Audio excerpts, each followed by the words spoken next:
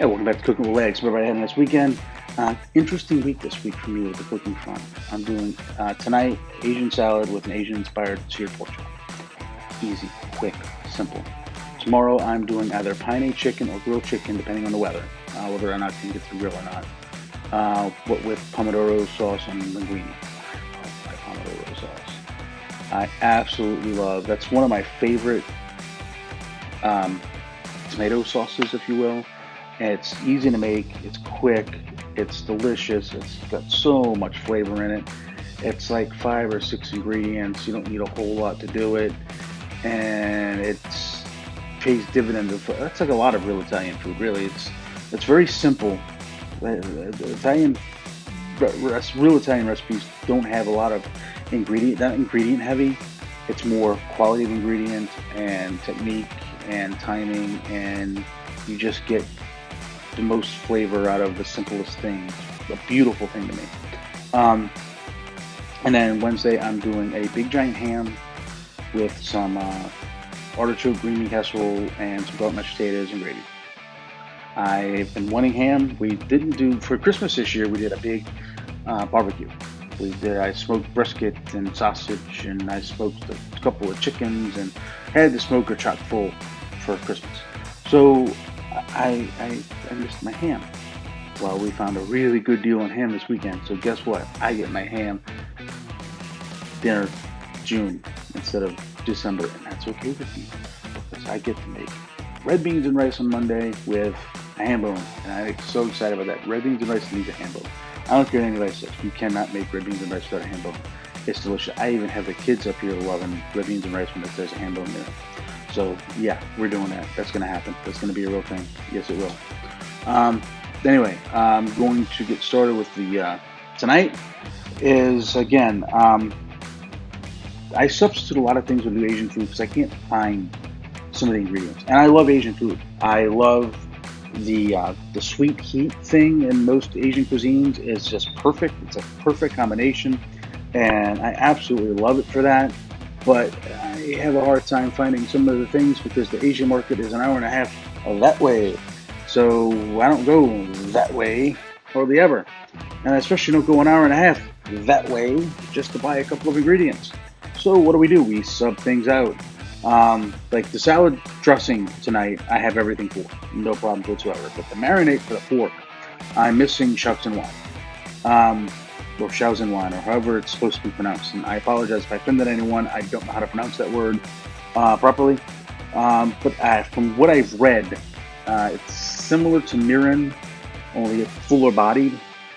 For a substitute with that, I'm going to use rice wine vinegar and honey.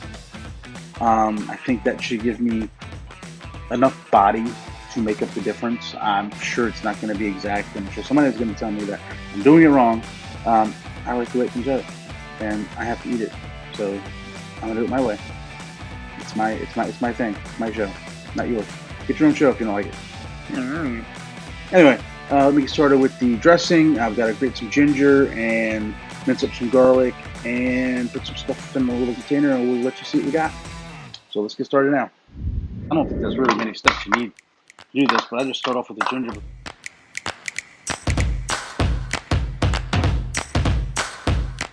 And we're going to mince up, and I'm just going to use a garlic press. I'm going to add some honey.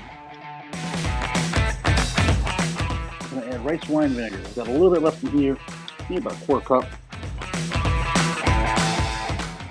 Toasted sesame oil, about a tablespoon. A tablespoon of soy sauce. Some sriracha. Chili flake, a little bit of salt, pepper, and garlic powder. That's pretty much it. It's that simple.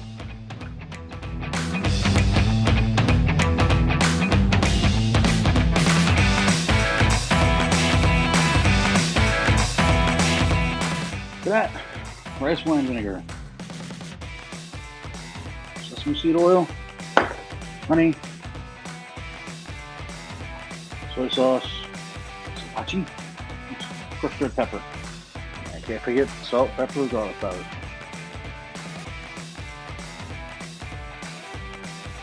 really nice thin cut, or not, I don't know how thin, thin cut, medium cut, center cut pork chops.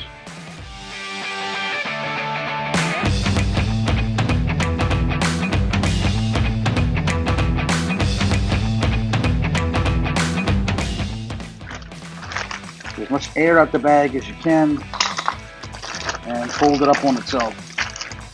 Make sure they stay good and liquidy, good and I don't know.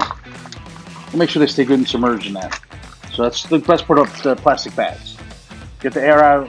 Use very little marinade. All right, so that's done. One thing I forgot to have the camera rolling for and mention that marinade does need 2 tablespoons of cornstarch. And then that all gets folded and it gets this really, I don't know, it's kind of white looking. It's more milky looking would be a way to put it. But anyway, enough about that. One thing I did want to mention though, the salad's going to take maybe a minute to put together. No big deal. It's going to take 3 minutes aside probably on the pork chops. So that's 6 minutes there. That took 3 minutes. It's a 10-minute meal. 10-minute meal once you get the prep done. Nothing. 10 minutes. You live the night before, you get home from work, 10 minutes, dinner served. Easy, easy, easy. Doesn't get any simpler than that.